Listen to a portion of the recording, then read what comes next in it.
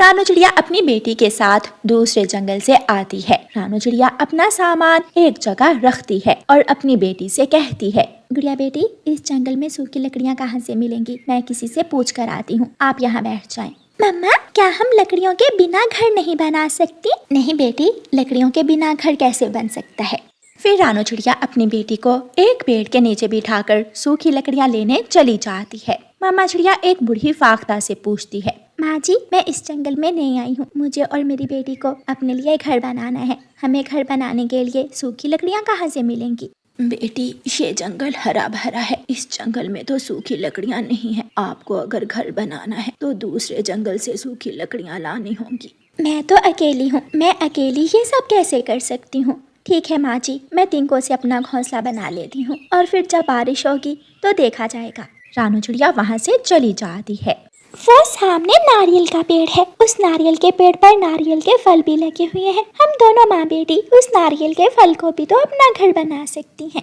गुड़िया उड़ती है और सामने वाले नारियल के पेड़ को अपनी चोंच से थोड़ा थोड़ा काट कर उसमें छेद करती है। गुड़िया नारियल पानी पी लेती है और उस नारियल के अंदर जाकर बैठ जाती है। थोड़ी देर बाद गुड़िया की मम्मा भी आ जाती है। गुड़िया, गुड़िया बेटी, कहाँ हो आप? मम्मा, मैं यहाँ हूँ, नारियल के अंदर। गुड़िया की मम्मा गुड़िया के पास जाती है। गुड़िया बेटी, क्या इस नारियल में मेरे लिए भी जगह है?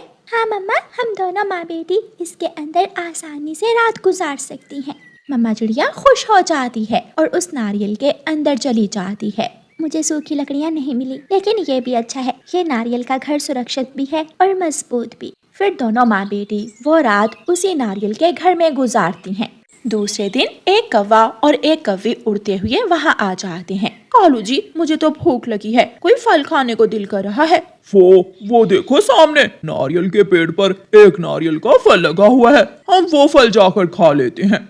कौवा और कौवी उस नारियल के फल के पास जाते हैं जिसमें रानू चिड़िया अपनी बेटी के साथ बैठी हुई थी। गुड़िया बेटी, ये आवाज कैसी है? मम्मा, शायद कोई हमारे नारियल के घर को बाहर से चोंच मार रहा है। दोनों माँ बेटी नारियल के घर से बाहर आती हैं। कौवा, कौवा, रुक जाओ, इसे मत खाओ, ये तो मेरा और मेरी बेटी का घर है। ये सुनकर दोनों कौवे हंसने लग जाते हैं। घर है? ये कैसा घर है? ये तो हमारा भोजन है। घर बनाना है तो कहीं और जाकर बनाओ, हम तो ये नारियल खाकर अपनी भूख मिटाएंगे। कौवा और कौवी फिर से लग जाते हैं और नारियल को खाने लगते हैं। मम्मा, इन कौवों ने तो हमारा घर ही खा लिया, अब हम कहाँ जाएंगी? चलो गुड़िया बेटी, हम किसी और जगह चली जाती हैं। फिर रानू चिड़िया अपना सामान उठाती है और अपनी बेटी को साथ लेकर वहाँ से चली जाती है। मम्मा चिड़िया उड़ती हुई पहाड़ों की तरफ निकल जाती है। पहाड़ के पास एक अनार का बड़ा सा पेड़ था जिसके ऊपर एक बड़ा अनार लगा हुआ था। मम्मा, अगर हम इस अनार के फल को अपना घर बना लें तो कैसा रहेगा? हाँ बेटी, हम इस अनार के फल को अंदर से खाकर खाली कर लेती हैं और फिर आराम से इस घर में रह लेंगी। वो दोनों माँ बेटी ऐसा ही करती हैं। वो अपनी चोंच से अनार के फल में सुराख करती हैं और उसका रस पी लेती हैं।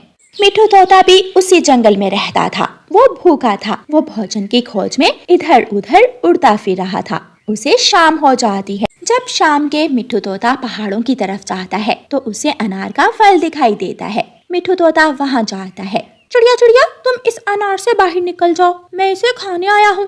तोते भैया, ये अनार का फल अब मेरा घर है, मैं अपना घर नहीं छोड़ सकती। अंकल तोते, हमने तो ये अनार का फल अंदर से पहले ही खा लिया है।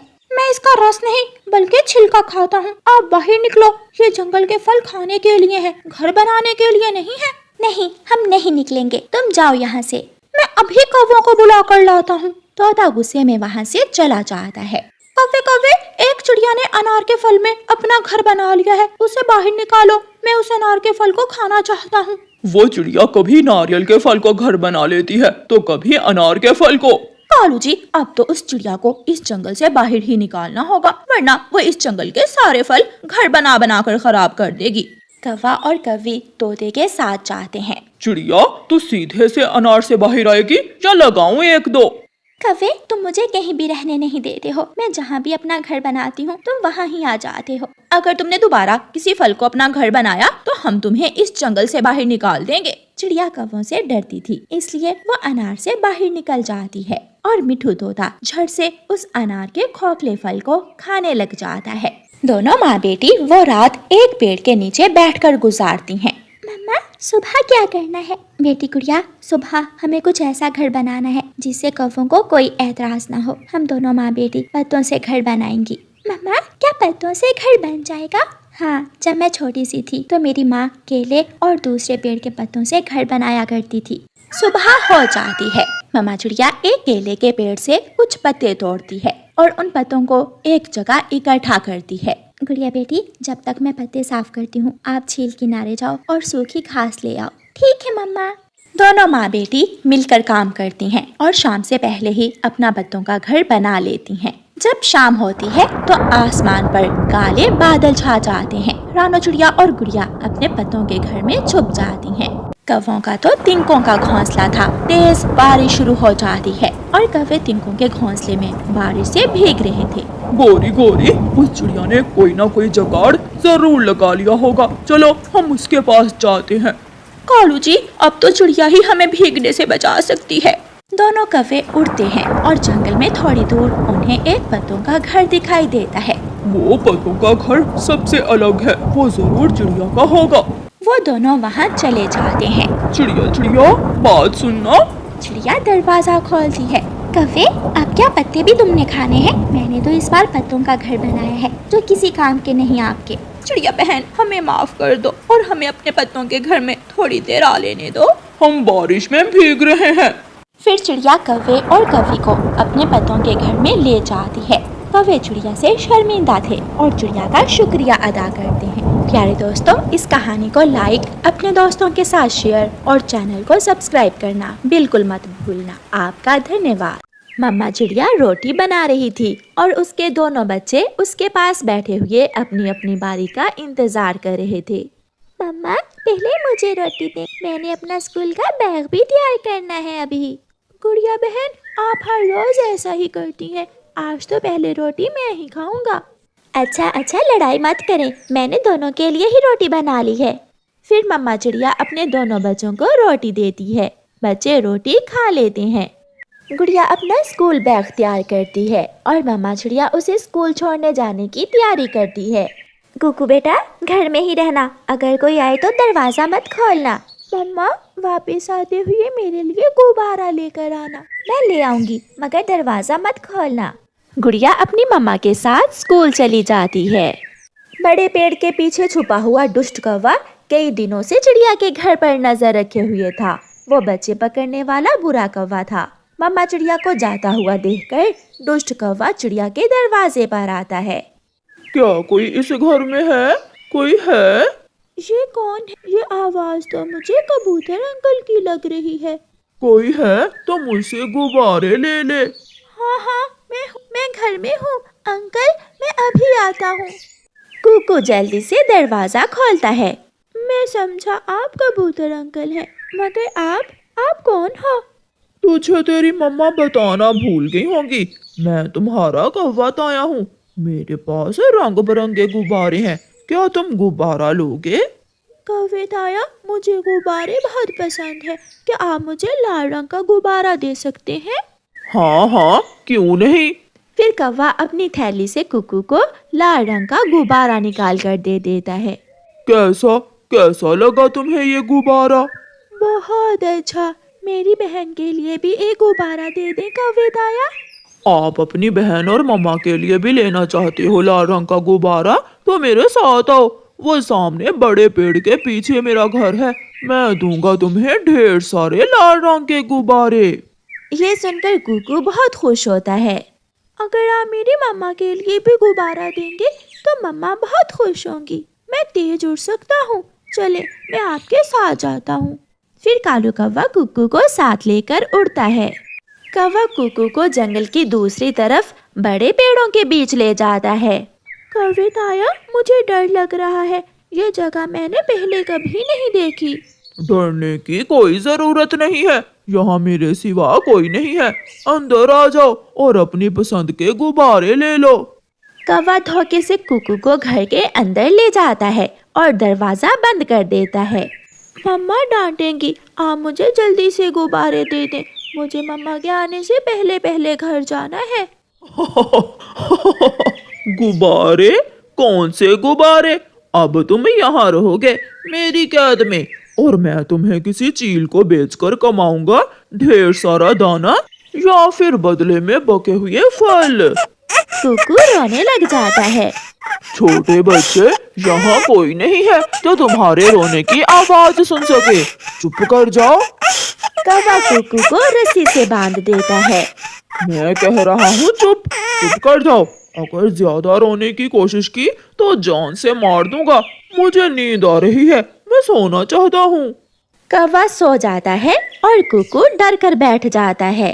जब मम्मा चिड़िया अपनी बेटी गुड़िया को स्कूल से लेकर घर वापस आती है तो कुकू को घर में ना देखकर मम्मा चिड़िया चिंतित हो जाती है। गुड़िया बेटी, कुकू कहाँ चला गया? मम्मा, दरवाजा भी खुला था, शायद वो किसी बच्चे के साथ खेलने चला गया होगा।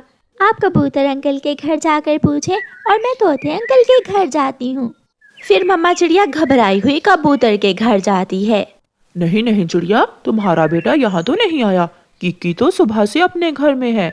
आंटी, मुझे कुकू कल नदी पर मिला था, आज तो मैंने उसे देखा ही नहीं है।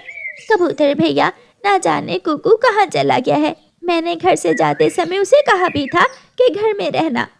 नहीं गुड़िया बेटी, मैं तो सुबह से दूसरे जंगल गया हुआ था। मैं तो अभी आया हूँ, वो यहाँ तो नहीं आया। गुड़िया रोती हुई वापस चली जाती है। गुड़िया बेटी, कुछ पता चला कुकू का? नहीं मम्मा, कुकू तोते अंकल के घर तो नहीं है। कबूतर के घर में भी नहीं गया कुकू, फिर वो कहाँ जा सकता है? मम्मा चिड़िया रोए जा रही थी। फिर मम्मा चिड़िया और गुड़िया कुकू को सारे जंगल में ढूंढती हैं। शाम हो जाती है मगर उन्हें कुकू कहीं से भी नहीं मिलता। थक हार कर वो दोनों माँ बेटी फिर से घर वापस आ जाती हैं। मम्मा, कुकू भाई पहले कभी भी ऐसे घर से बाहर नहीं गया, उसे कोई लेकर गया होगा। मगर कौन ऐसा कर सकता है बेटी? कोई बुरा पक्षी। मम्मा, इस जंगल में सबसे बुरा पक्षी कौन हो सकता है? गुड़िया बेटी, चील से बुरा कौन हो सकता है? वही पक्षियों के छोटे बच्चों को खाती है। मगर इन दिनों तो जंगल में कोई चील भी नहीं है। सुबह हो जाती है। मम्मा चिड़िया और उसकी बेटी गुड़िया फिर से कुकू की खोज में निकल जाती हैं। मम्मा चिड़िया नदी की तरफ और गुड़िया घने जंगल की तरफ जाती है। एक घर देखकर गुड़िया वहां जाती है। गुड़िया घर के दरवाजे पर दस्तक देती है। अंदर से एक बूढ़ी फाख्ता बाहर निकलती है। छोटी चिड़िया, क्या बात है बेटी, आप रो क्यों रही हो? माँ जी, मेरा भाई कहीं खो गया है। क्या वो आपके घर तो नहीं है? नहीं बेटी, यहाँ तो कोई नहीं है। मैं यहाँ अकेली रहती हूँ। यहाँ तो कोई बड़ा पक्षी नहीं आता, फिर छोटा कैसे आएगा? माँ जी, कल से मेरा भाई नहीं मिल रहा। उसे कोई चील तो नहीं खा गई होगी? बेटी, कई सालों से इस जंगल में चील का आना जाना नहीं है। हाँ, दुष्ट कौवे जरूर ऐसा काम कर सकते हैं, मगर वो कौवे बहुत चातिर हैं। तुम्हें किसी तरह उनसे अपने भाई की जानकारी लेना होगी। गुड़िया वहाँ से उड़ती है। चुप कर जाओ। लो ये दाना खा लो ताकि तुम जिंदा रहो। अगर तुम जिंदा रहोगे तो फिर ही मेरे हाथ कुछ लगेगा। मुझे अपनी मम्मा के पास जाना है। कल मैं ले जाऊंगा तुझे तेरी चील मम्मा के पास। दिल खोल कर बातें कर लेना अपनी चील मम्मा से, और फिर चील मम्मा तुझे खा लेगी। अपने सर पर नकली बाल लगाकर गुड़िया बूढ़ी चिड़िया बनती है। वो तो ऐसे लग रही थी जैसे सच में कोई बूढ़ी चिड़िया हो, और घने जंगल की तरफ चली जाती है। बूढ़ी फाख्ता ने गुड़िया को बताया था कि दुष्ट कौवे कहाँ रहते हैं, इसलिए गुड़िया घने जंगल की दूसरी तरफ जाती है। उसे एक पेड़ पर बैठा हुआ बुरा कौवा दिखता है। बेटा कौवे, मुझे एक नौकर की जरूरत है। अगर तुम मुझे कोई नौकर ला कर दो तो मैं तुम्हें ढेर सारे पैसे दूंगी। बूढ़ी चिड़िया, अगर सच में तुम मुझे ढेर सारे पैसे दो तो मैं कुछ दिनों तक तुम्हें किसी पक्षी का बच्चा किडनैप करके ला दूंगा। तो फिर मैं कल दोबारा आऊंगी। मैं तुम्हें पूरे 5,000 दूंगी नौकर के बदले। गुड़िया आगे बढ़ती। थोड़ी दूर उसे कालू कौवा दिखाई देता है जो एक पिंजरा बना रहा था। गुड़िया वहां जाती है। कौवे, कौवे बेटा, मैं दूसरे जंगल से, मुझे एक नौकर की जरूरत है। अगर तुम मुझे कोई छोटा पक्षी पकड़ कर ला दो जो मेरे काम करे तो मैं तुम्हें पूरा 5,000 दूंगी। ये सुनकर कालू कौवे के कान खड़े हो जाते हैं। 5,000? हाँ बूढ़ी चिड़िया, मेरे पास एक छोटा पक्षी है, तुम मेरे साथ आओ और पसंद कर लो और फिर मुझे पैसे देकर वो छोटा पक्षी ले जाना। सारी उम्र तुम्हारी नौकरी करेगा वो, और वो भी बिना तनख्वाह के। गुड़िया, जिसे कौवा भी पहचान ना पाया था, वो कौवे के साथ जाती है। अपने भाई को रस्सी से बंधा हुआ देखकर गुड़िया को हौसला होता है, मगर वो अभी कौवे से छुपाती है कि वो कौन है।